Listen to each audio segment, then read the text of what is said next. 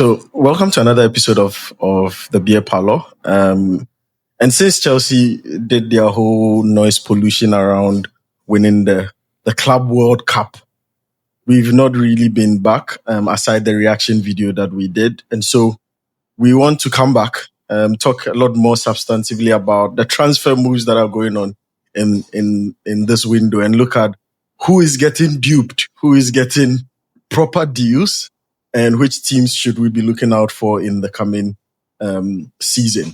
Also, some managers already starting to give excuses, saying that there are 9 contenders of the Premier League title, and literally half of the league is contending for the championship, just so that when he bottles again, he'll be able to say, I told you guys during the transfer window that we were 9. We are too many. But anyway, there are also a lot of people who are saying, well, Rashford is to Barcelona and maybe Vinny Jr.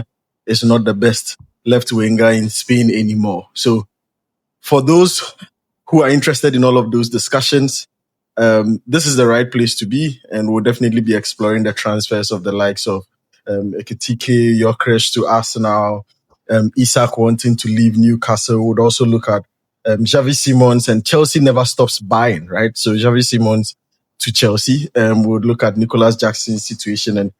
And today, a shocking news that I saw that Rodri is being pursued by Real Madrid after Madrid boycotted his Ballon d'Or ceremony and said that they are duped Vinicius Jr. The world of football is one of the most ridiculous.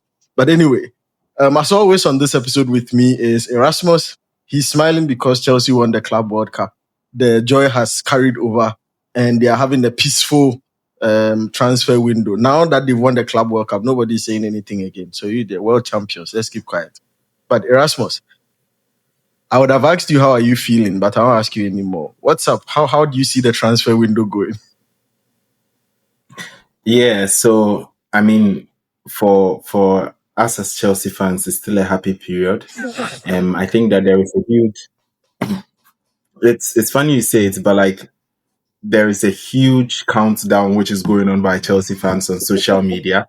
With regards to the Club World Cup, I think they're like maybe 1,400 days, and then they're like day 7 out of the 1,400. And when I see that, then it just cracks me up so much because like Chelsea fans are so unbearable. And what makes it worse is that this is the part of the fan base that we hate, and we've been dealing with them over the last couple of months because they are the same people that when Chelsea going down, they're on their backs. Bring back Mourinho, bring back Abramovich, and I'm not supporting Chelsea anymore and what's not. Immediately we win, and they tend to those against them. Have you seen mentality?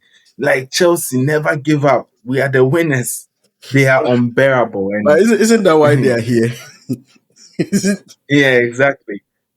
Exactly. A friend of mine who is an Arsenal fan was telling me that there are a couple of Arsenal fans who also like think that way. So I think perhaps there's some in every fan base, but really it's very interesting. But I think if you look at the entire transfer window as a football fan in general, I would say that this has been one of the most dramatic transfer windows. And we always say it, right? Don't we always say it? But I think what's peculiar for me is sort of like the romanticization of the entire transfer business now. Like it has evolved from like news headlines in 90 minutes newspaper columns or like graphic columns. There's a whole show now become like it's now a show. Like news, in fact, news channels don't have a choice but to engage in it. Now the rock stars of the off season are these journalists. Like and now there's rivalry between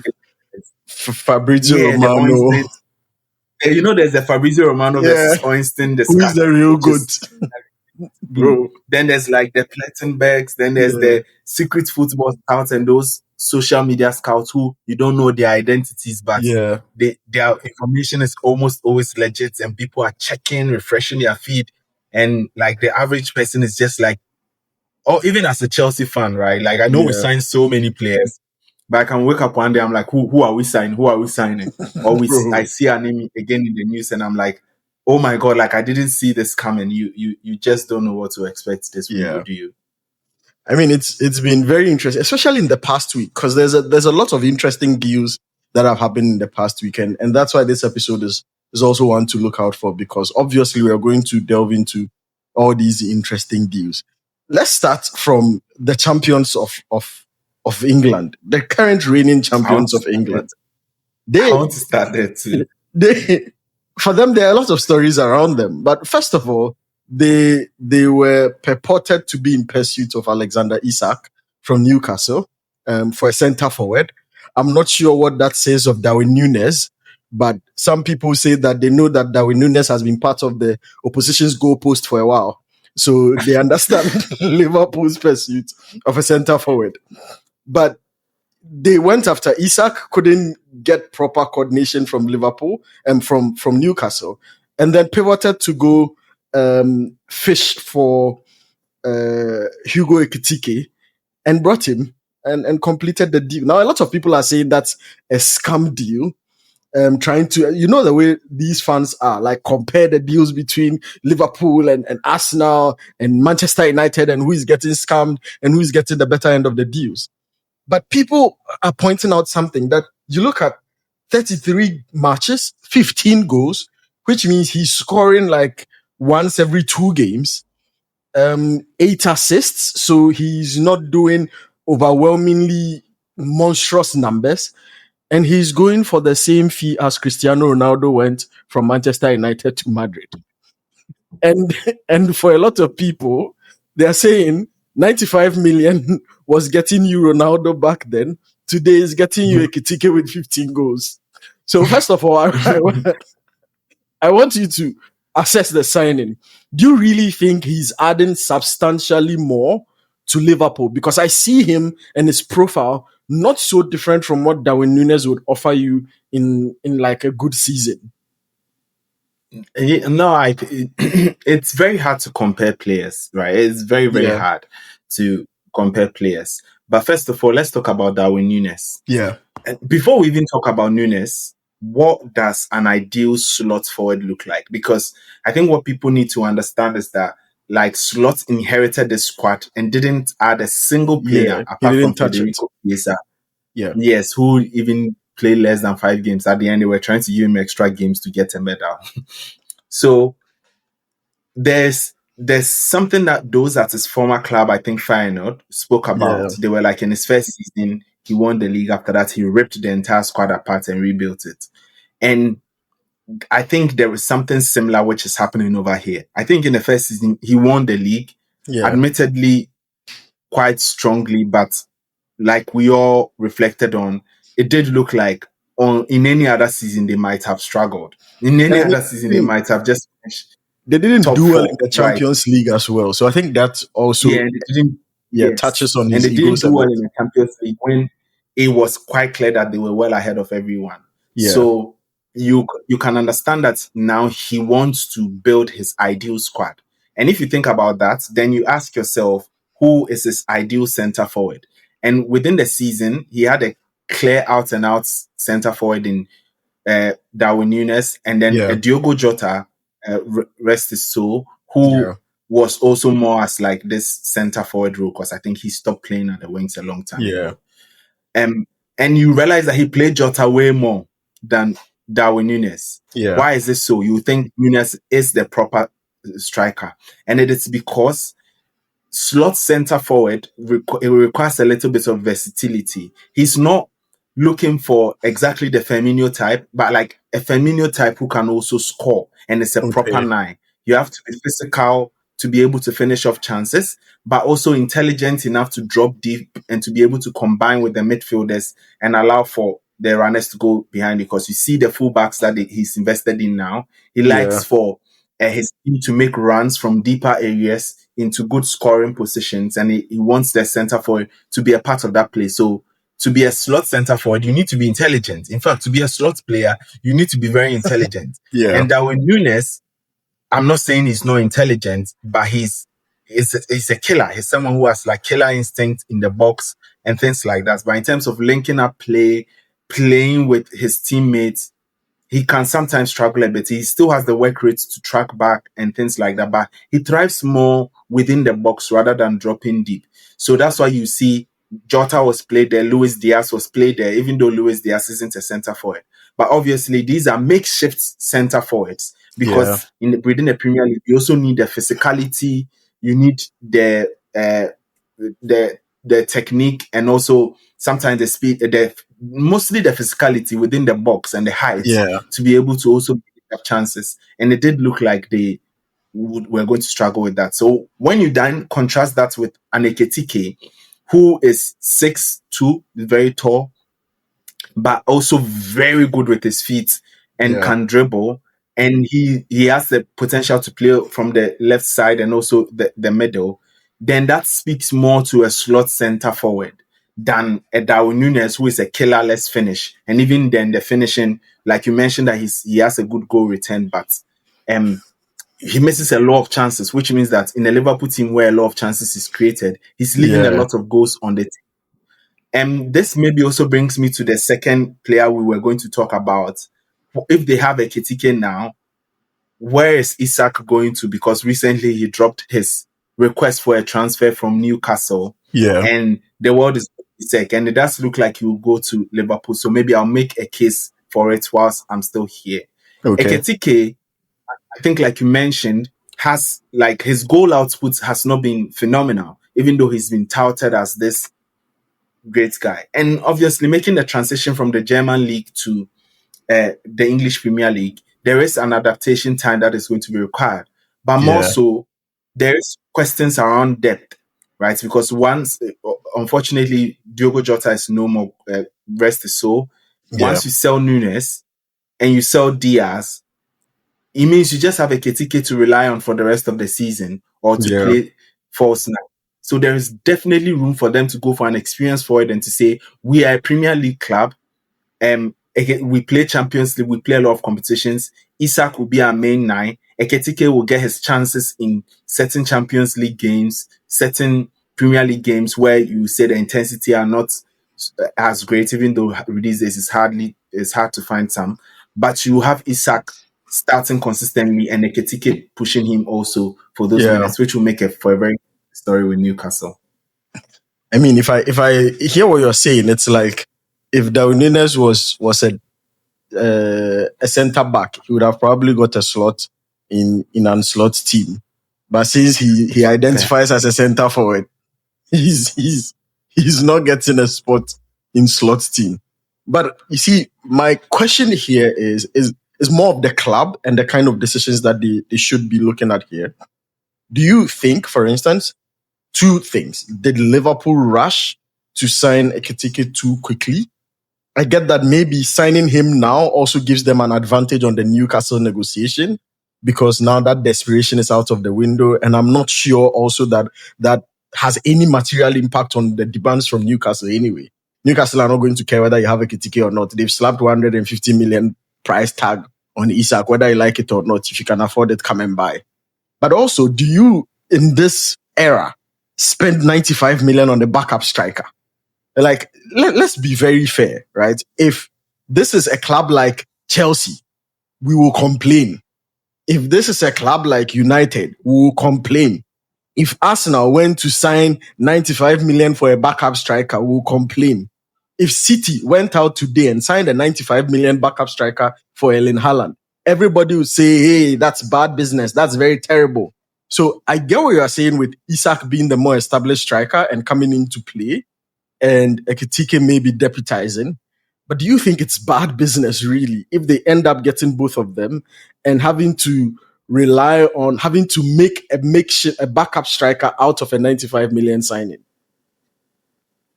So, like, I mean, yeah, obviously, I've spoken to this several times, but it being Liverpool, they get away with a lot in terms of their spending. I think it's sort of justified around them being able to make use of the cheap signings, like people like Robertson, Alexander-Arnold, like use players from the academy. If you think about it, every club does it to a certain degree. Like Chelsea, half of Chelsea's players probably were not bought. But anyway, I think it fits into what I've always been saying about the media narrative. I think what in specific response to your question, Yeah. I think that there will be opportunities for Ekitike to play, because some people also see him playing off from the left, The left. drifting inside, or to have a two up top with Isak and himself with Vets on the right side. And it's not too far from what Slot has done before at Feyenoord, where he played a 4-5-1, and then the number 10 was more of a supporting striker rather than like a more creative number 10. So it's not even too far away from how Ekitike can be used consistently. So I think he Okay. becomes an integral member of the squad and doesn't become like a bench player. And I think that's the understanding that he'll come there with. But more so, of course, we don't have inside information as to how this deal has progressed. But we do hear that they've been in contact with Ekitike since January. Okay. So look at the timelines here. I want to do a bit of forensic journalism. January, Liverpool is speaking with Ekitike. Isak is in negotiations with Newcastle. Newcastle start to pursue Ekitike somewhere within the summer. Liverpool don't say anything. They go immediately. They see Newcastle pursue Ekitike. They go and ask Newcastle, "Okay, are you willing to sell Isak now?" So let me pause over there and let what's happened. It looks like they're having a conversation with Ekitike to sign him, right? Because he's the ideal striker. But obviously, the idea of Isak, everyone has flirted around with, It's including appealing. Liverpool. Yeah. Yes. And the reason no one has gone to him is because Newcastle won't sell. And immediately they see Newcastle try to make a move for a striker. They then sense, is this a sign that Liverpool will be willing, Newcastle will be willing to move on from Isak? If it is, then we'll rather get Isak because it massively improves our squad and it allows for us to win now. If you don't, we go back to our original plan A and then go and get Ekitike. Now, if Isak becomes available on the market, which it baffles my mind why he will send in a transfer request now that all of the signings has been made. I would think that once Liverpool made the interest known, he will say, "Yeah, well, this is where I want to go." And I would have assumed that some kind of conversation has happened.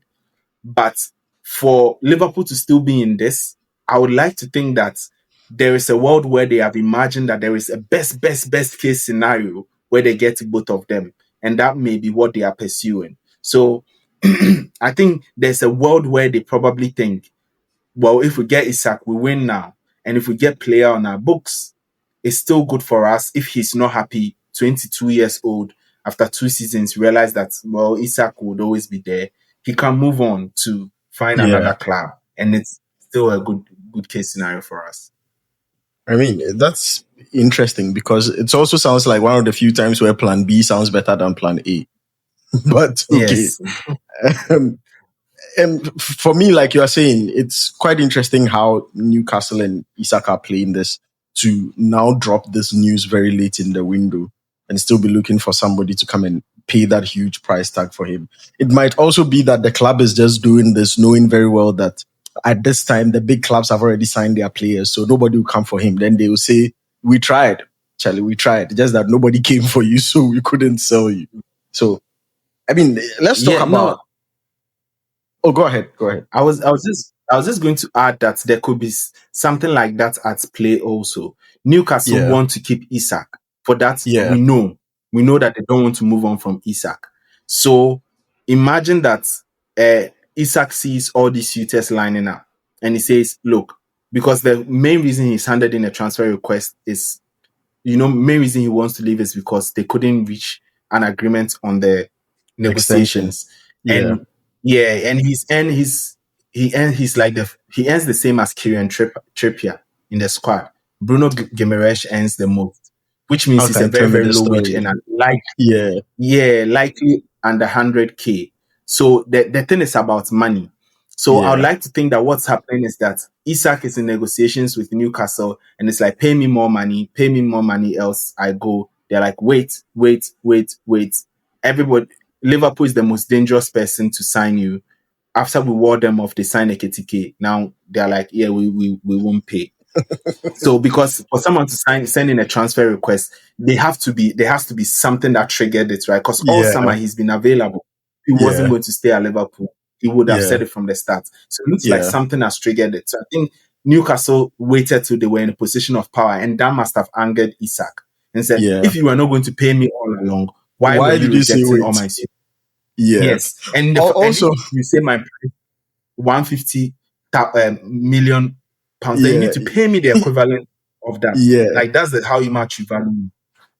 Also, I think that like Newcastle play chess because going to poke around Yes. Ekitike obviously was to trigger Liverpool to be like, because also it meant that if Newcastle went to buy Ekitike, now they had both Liverpool prospects in their hands and they could play whatever Yes. chess that they wanted.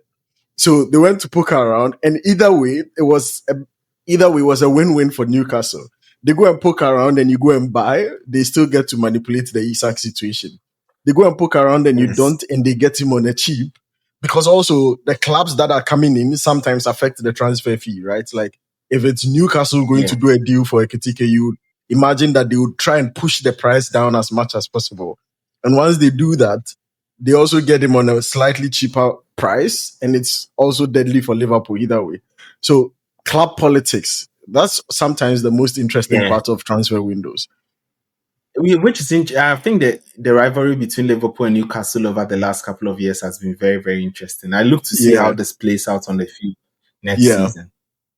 I mean, let's go to the treble winners of last season. Arsenal, they were second for the third time. And for them,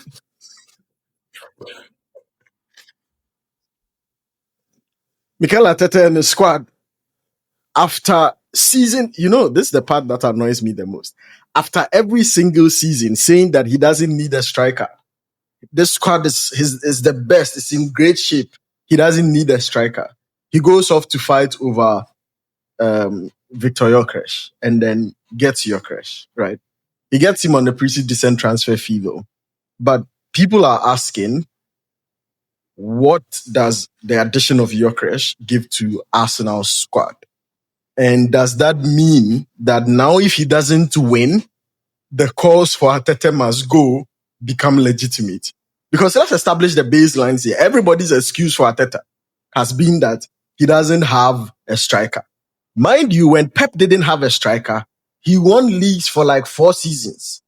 When Pep had a makeshift striker out of the likes of Gabriel Jesus, he won leagues. But let's put that one aside and say Arteta didn't have a striker, so he didn't win the league. Pep needed a striker to win the treble, not the league.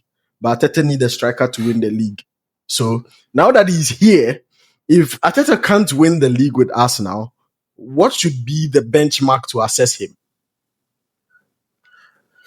It's a very difficult question to answer. This Arteta conundrum, like, is so interesting for me. Like, regardless of everything, it's so interesting for me because there's no way you can't say he hasn't done a good job. Like, objectively, if you sit down and look at what he's done with Arsenal Football Club, it's crazy to think that you should sack him.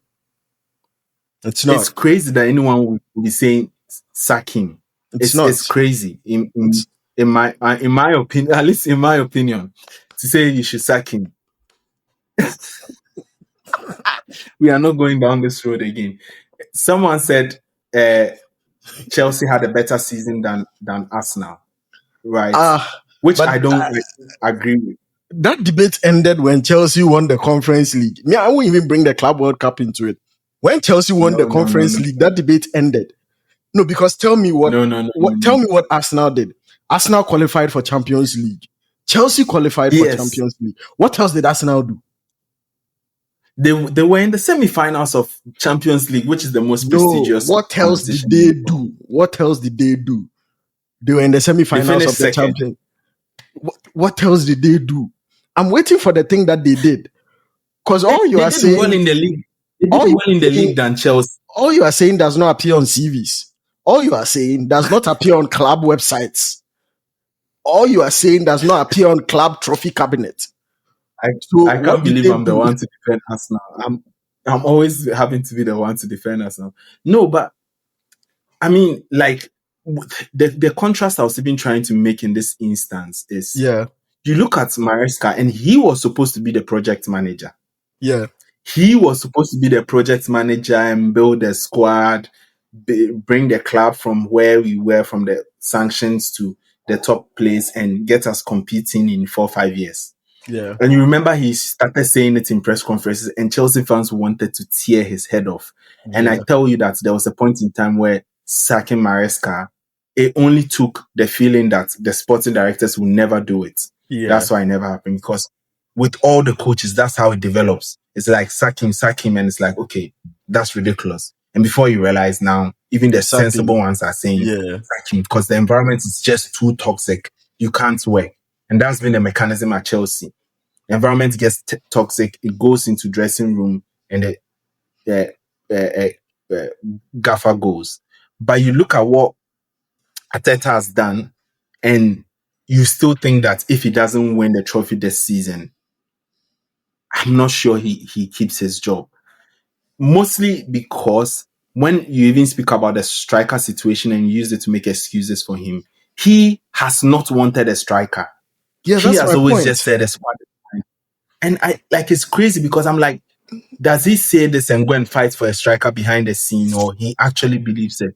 Because you see, the thing that I was about to say in defense of him was to say, oh, Maresca had all the players that he wanted, and Chelsea buys players for him. But Arteta also had the players he wanted. He just wanted Calafiori. He wanted defenders. He didn't want a striker. That's what he wanted. He wanted Mikel Merino, not a striker. They bought players. They've spent the most since he came in. They've spent the most behind, like, I don't know, probably Chelsea or something. Like, so they've equally spent a lot of money. So yeah, you like to think that it's his fault in some way that they are at this point. So it's a very, very, very, very interesting scenario. And I, for one, don't think that they will win the league. He knows I don't know if anyone else. I don't know if anyone else is noticing, but Arteta knows they won't win. I mean, we'll go into the season proper, and obviously we never know what happens. But if you look at the odds now, Liverpool are set to retain the league. Liverpool are Man there. City. Man City are there. Man City are there. I don't think Man City wins the league outright. I think if you bring them into play because of their squad depth, and I think the squad will improve over the season. If you don't stretch them in the beginning and it gets to January, I think that they will be in play, because this squad, they have very, very, very, very good players. So they just need the experience of playing together. If the league is still closed by January, February, City is in. My problem with Arsenal is the squad depth is still not there. They are playing good football, and the squad is resilient. Zubimendi, like, this key position, for me, they should have kept Partey, because Zubimendi, he's going to realize that playing in the Premier League is quite different to La Liga. I think he brings, don't get me wrong, I think he brings something interesting, but you'll find a lot of games where they're asking Rice to sit deeper instead of bombing forward, because the defending from Zubimendi is not to the levels at which he can play as a lone 6. And even at Sociedad, so that he played with Mikel Merino, who was very good at keeping the ball and also very, very physical. And their defense is boosted by Mosquera. I don't think they have too many issues with the defense. For me, it's in the attacking phases. Madueke, it's a very, very good player, but he's not hit the levels at which maybe he will hit that, but he's not the kind of player that you'd say is coming to bring in an oversupply of goals. But this Arsenal squad is very resilient, is very strong, is very experienced. But I think that when it gets to those depths of the season, they will be tested again. And my fear is that they just will not cut it.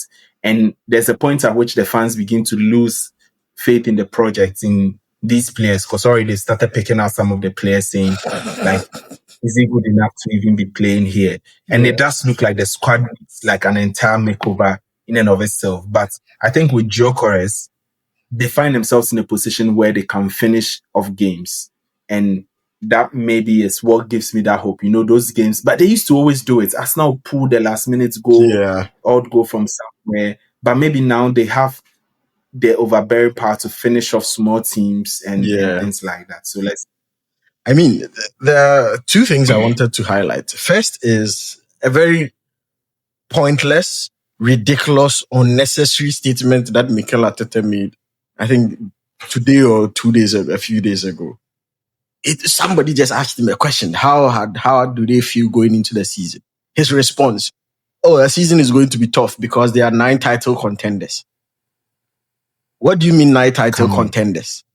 Because you see that thing that he does where he will close his eyes and say something and expect everyone to believe in oblivion. Like he says they were the better team against PSG. Like he says, if not for the winners if not for Liverpool, if not for Man City, they would have, the points that they had previous seasons would have won them the Premier League. So what? Who cares? And now it's that they have 9 title contenders. And the internet had gone wild because everybody is saying clearly he's giving excuses ahead of the season. He's starting to line up the excuses so that when they don't win, he'll be able to say the English Premier League is the toughest league in the world. We have 9 title contenders, and it's been really, really difficult. My team tried. The boys did their best. The new Mourinho and the new Pochettino in town. The boys tried. They gave their best and all that. Potter. I'm not sure why Arteta would go out of his way to do this. And let me add one to it before you even respond. Gyökeres was asked why he's going to Arsenal. He said he wants to win the Champions League. I'm not sure if he's checked the trophy cabinet in that club before he's going there. Because what exactly is he thinking? No, but like you see the excitement around Gyökeres, and I've said it. I've said this thing before, right? That Arteta always looks to fix the problem too late. Yeah. Let me give you one more thing. You know that after they found out that Isak is available, the Arsenal fans online have said if the Gyökeres deal, they've not paid for it yet, they should send him back and then they should go and pay for Isak. How can you do this to a player even before he arrives? Yeah, you see the excitement around Gyökeres, and then it's like Arsenal fans is so funny because like I like Gyökeres, right? Yeah. But the feeling around him throughout the cycle has been so strange. Yeah. From no one going close to him and everyone's been like, oh, his name has been in the media for like 3 years, 3 seasons in a row. Yeah. And no one is approaching him. And then everyone's like, okay, go for him. Then you realize, okay, no one is going for him. Maybe it's not that exciting, not that great. And because other teams don't want it, it doesn't feel great to get it. And then you get it, and then you are excited about it. And then you realize that, okay, Liverpool has Ekitike, they might get Isak. And then now you're feeling like, okay, no. The problem is Arsenal went poking around Benjamin Sesko, who looked like their favorite guy, up until they couldn't make a deal with Leipzig. Yeah, they couldn't make a deal with Leipzig before they went for Gyökeres. And for me, the striking thing is, it's either very, very brilliant negotiation to get Gyökeres at the price that they did, or it is that there is something wrong with the player somewhere. And you know that the way in which players are valued, right? Sometimes when players come for medical, I was watching this documentary where these club doctors were talking about the medical assessments players go through. And it's like, players don't necessarily fail medicals. It's very rare you'd hear that the players failed medicals. But it's like they assess the medical condition of the player to see the actual value and worth of the player. So they get all his medical records, check. Has he had a knee injury? What was the surgery like? Is he going to be good for just 2 seasons or 1 season or 3 seasons? How long before he starts getting frequently hurt? And all those factors are taken into account to assess the actual value of the player. So on the outside market, we look at the performance of the player and speculate the prices on the market. But when they go into negotiations, all these back-end data come out, and that informs the value of the player. Something like that could also be the reason why people talk about him, but nobody had gone for him for a long time.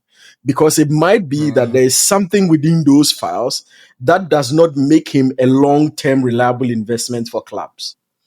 So it's like you are in there and you are wondering, would Arsenal still be feeling like they also rushed to get the Gyökeres deal done? To be honest, like for me, they should be excited, like because this is a 9 who clearly can finish. Yeah. It's left to see if like Arteta plays to his strengths. I would like to. I think Arteta, yeah, he's played some wonderful football in the past, but in the last couple of years, his football has not been spectacular to watch. But he's also someone who builds his team on the basis of chance creation. And when you see why he never wanted to go for a 9, because he's more like find yourself in the right places, you finish, and I know how to let the team as a whole create goals. So would he now go like this Pep Guardiola, Erling Haaland route, where he's like, get me a 9 who can finish, let me build the team around him? I don't think that immediately happens, but I think that might be something that he may need to evolve to. But for me, if you look at the squad as a whole, if you look at the fact that they've got Mosquera in now, if they get Eze, and maybe and in midfield, apart from Zubimendi, I know we complain about Zubimendi not being that physical, but you have like the guy from Brentford, right? Norgard. Norgard. Very strong. And I can Merino is also a very strong physical person. Yeah, but he maybe is not as good of a 6 as Zubimendi. I mean, he's a center mid or something. Yeah, so eventually maybe you'd see that they would click. But if they get Eze also in the attack, I think their right wing options don't look great with Martinelli, and left wing options, Martinelli and Trossard. But the left wing solid with Saka and Madueke. So let's see. Let's see how it goes for them. You know, one thing I did, I took time. I think was it yesterday? Yeah, yesterday during my break time at work, I watched about 25 to 40 minutes worth of Gyökeres goals. And I just wanted to understand what are the most consistent type of goals he scores and how does Arsenal play currently. And you see, Arsenal currently play like the Pep false 9 era. Just that they are not prolific. So they don't win anything. But they sort of create spaces, small space, especially when teams sit deep and try and soak in the pressure. They have a lot of the ball and they have to try and break down teams. Gyökeres's goals, about 90% of his goals, comes like Haaland running direct into space and having the freedom to finish. So Arsenal fans should have sort of a very moderate expectation of how quickly he hits the ground running, unless Arteta radically reorients maybe possession, structures within the team, or even the kind of formation and approach that they play with to create more space in behind for him. Because he's now going to face the very challenges that Erling Haaland is facing, where now he's stuck hanging around within the box, but the football is at the edge of the box on the foot of midfielders who are passing it around in semicircles because the center forward space is blocked. So unless he's going to come out, receive and shoot some shots outside of the box, I don't think he's going to get the kind of space in behind. Maybe on a few occasions, yes. But I don't think he's going to get the kind of space in behind that he gets in the Portuguese league, with which he scored about 90% of his goals. And so for me, I'm looking forward to really seeing how Arteta adapts this team to play to his strengths. And if they can't, he will start facing similar situations like Erling Haaland. And if he's prolific, he will be fine because Haaland still faces those situations. But because he's prolific, he still scores the one chance he will get. So if he stays prolific, he might be fine. But if he doesn't, then the wrath of the media and the fans are going to derail on him very, very quickly because the system doesn't suit him and he's not finishing off his chances enough. He will probably become the next Nunes on the market. But I mean, that's still up for us to see.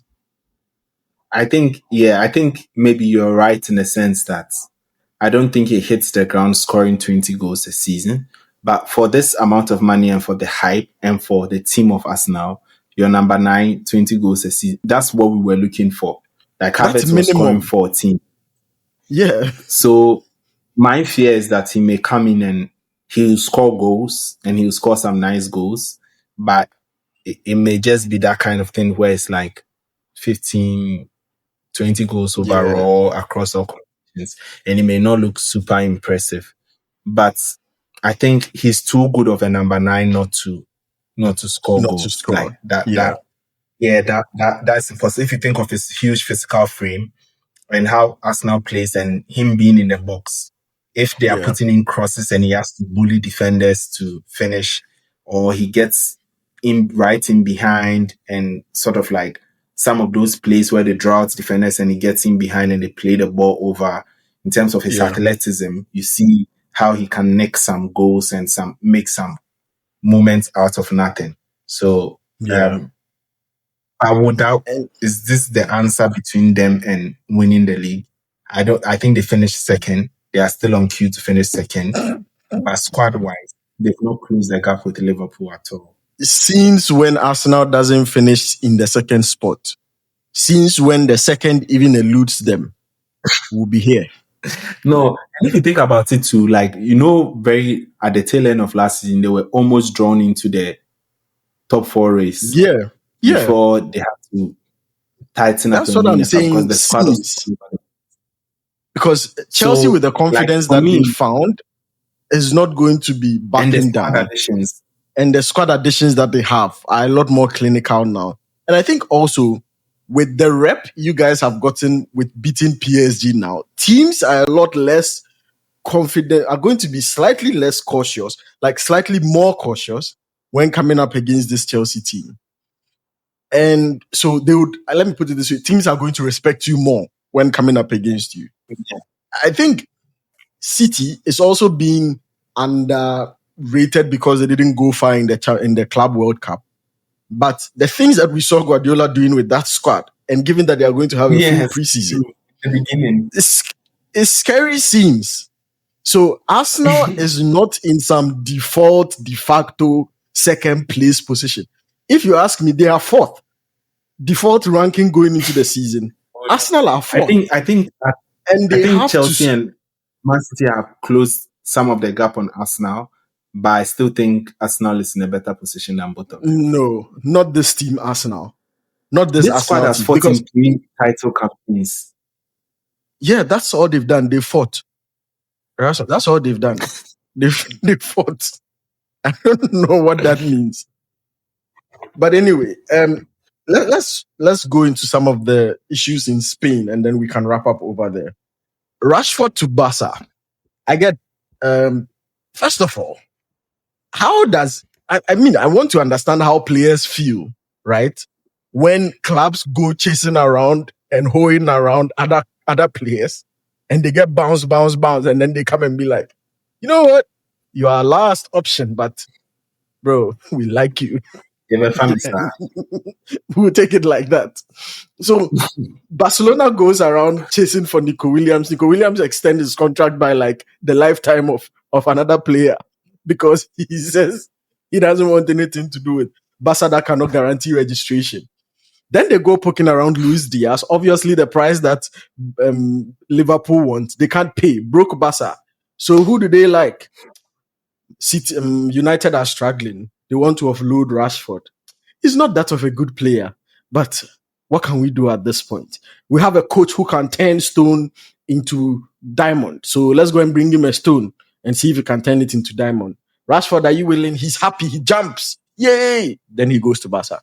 Now, Barcelona has signed a deal. Barca is going on loan. He's reducing his wages, blah, blah, blah. But the good thing for United is they're not paying anything on his wages, right?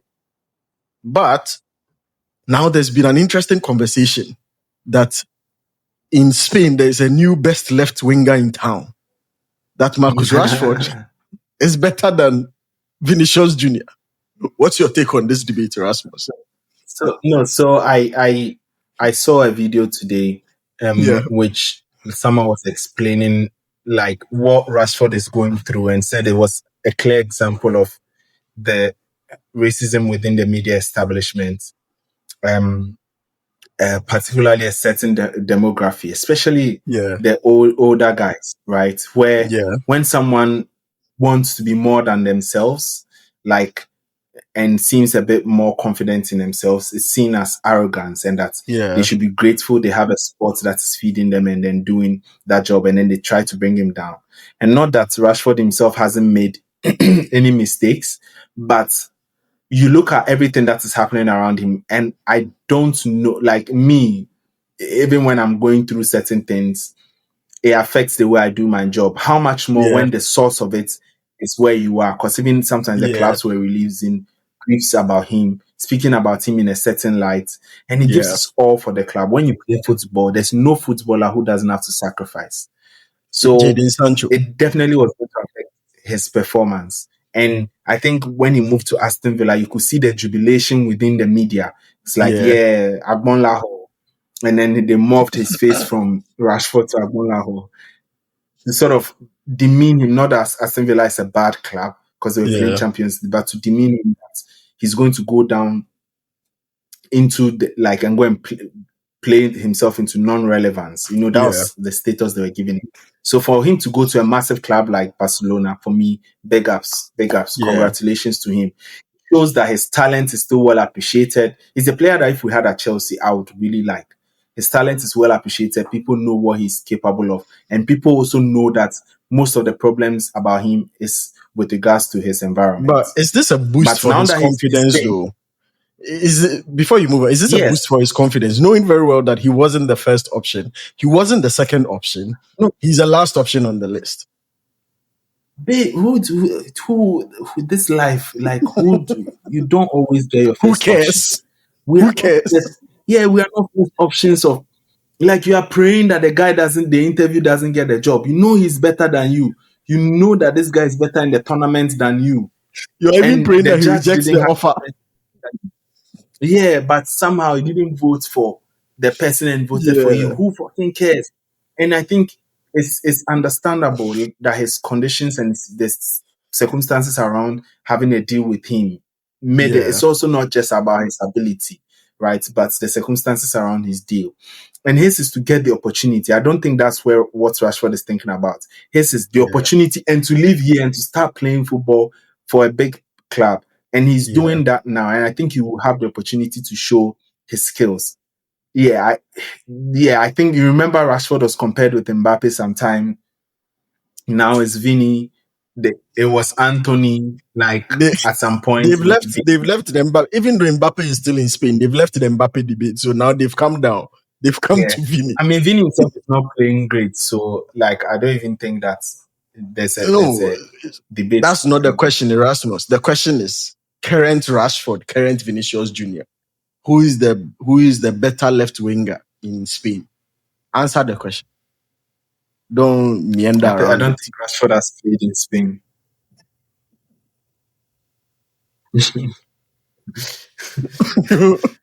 You don't think Rashford? He's now a player of a club who plays in Spain.